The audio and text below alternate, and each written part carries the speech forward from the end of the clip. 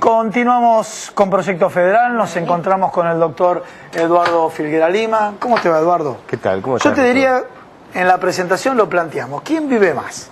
¿El hombre o la mujer? Bueno, en términos generales, la expectativa de vida de la mujer es mayor que la del hombre, en la mayoría de los países del mundo. Sí. ¿Y por qué?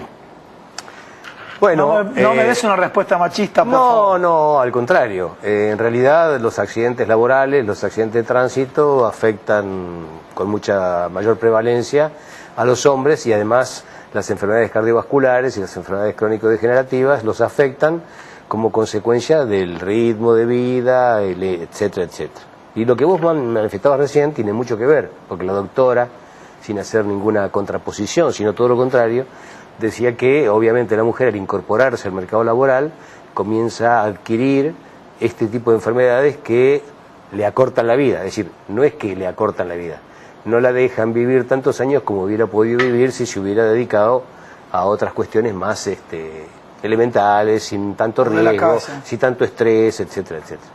De cualquier manera, yo voy a decir dos cosas que me parecen importantes. En primer lugar, la expectativa de vida es un indicador sanitario internacional. Vamos a hablar de los sistemas, ¿no? Muy importante, al punto tal que Amartya Sen, que es un economista internacional, premio Nobel de Economía 2000 o 2002, no recuerdo bien, otorga a un año de expectativa de vida promedio por país un desarrollo aproximado a 15 años.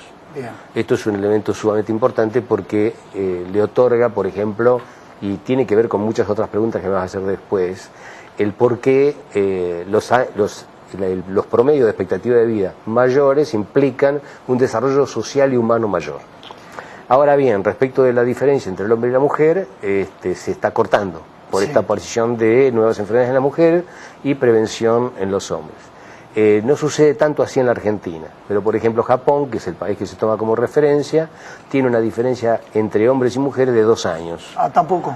Precisamente por eso se considera hoy que no existen realmente razones biológicas, afortunadamente, para que la mujer viva más que nosotros, y mucho menos para que se quede disfrutando de aquello que le dejamos. Así que...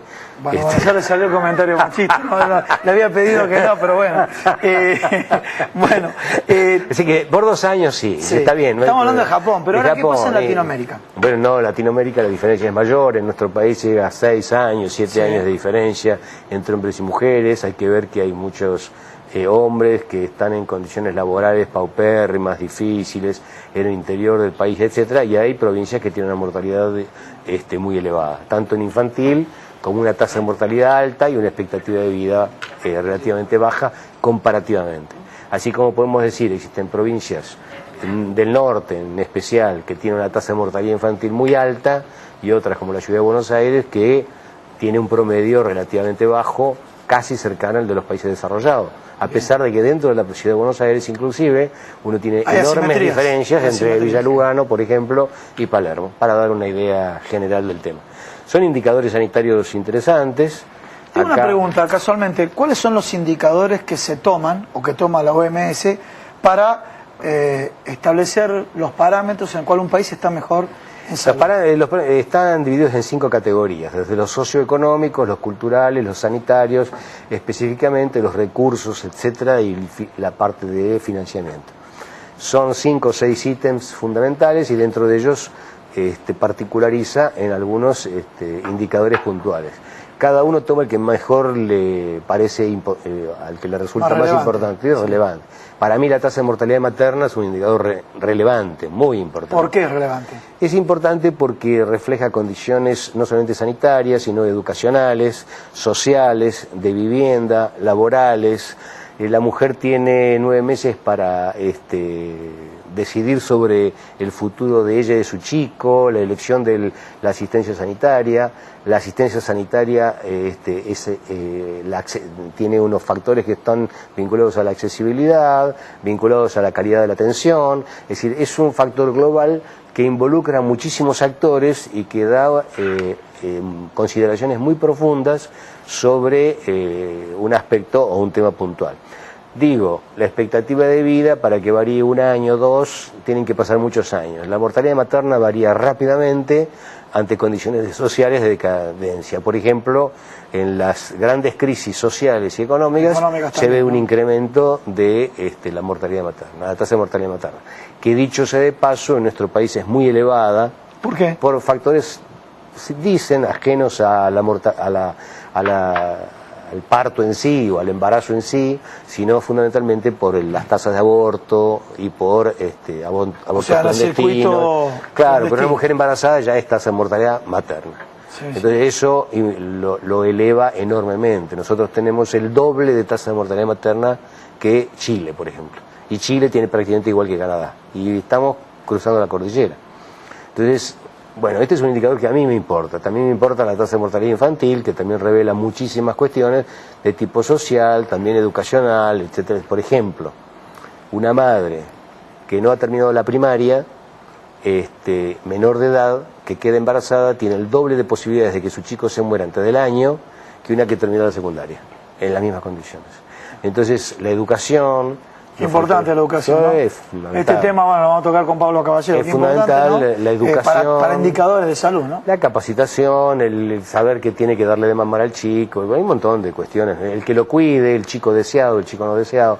Hay un montón de factores sociales que van más allá de lo sanitario, pero que impactan sobre lo sanitario. Entonces, nosotros lo tomamos como indicadores para decir, bueno, ¿cómo vamos?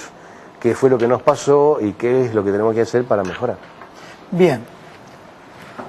Hubo mucho ruido. Muy global, fue muy general. No, pero muy claro, no muy claro. Hubo mucho ruido en los medios de comunicación referido a la reforma de salud de Estados Unidos. Porque, bueno, por considerarlo no sé, el país referente, pero pregunto. 40 millones de personas no tenían cobertura y sale el plan de salud. 40 millones es la población de la República Argentina, que no tenían cobertura. Y por otro lado, ahora la oposición parece dar marcha atrás a esa reforma de Obama. Bueno, contanos un poco, ¿en qué consistía la reforma de Obama y por qué y marcha atrás? La reforma de Obama consistía en varios puntos. Uno de los puntos centrales era precisamente darle cobertura a estos 40 millones de personas, que son prácticamente el 15% de la población, que no tiene ningún tipo de aseguramiento. Bien. Ni público ni privado. Este es el primer punto. ¿Y por qué no tienen público? No tienen público porque no tienen... primero no son pobres. Si ganan más de $18.000 por año. Sí. El que gana más de $18.000 por año no es considerado pobre, por lo tanto no puede entrar en un plan social como el Medicaid, por ejemplo, o ponen los chicos en el programa Child, que es otro programa gubernamental y que los dos cubren a chicos pobres en un caso y a adultos mayores pobres en el otro. Ni tampoco es el kiosquero de la esquina. No gana, más de 18.000, pero no gana los necesarios 50.000 como para comprarse un seguro. Entonces la franja intermedia es precisamente la desprotegida. Está totalmente desprotegida. No es como en otros lados que acá, por ejemplo, el que no gana no tiene obra social, el que no trabaja no tiene obra social, es el que está abajo. Aquí en la franja media, paradójicamente la franja media baja, que no tenía ingresos suficientes para pagar un seguro que tenía un costo importante. En segundo lugar, la uniformidad de la cobertura por parte de los seguros. Este era un aspecto muy importante porque obviamente la gente compraba un seguro de acuerdo a la capacidad de pago y esto significaba una calidad y un tipo de prestaciones totalmente diferentes entre unos y otros. Correcto.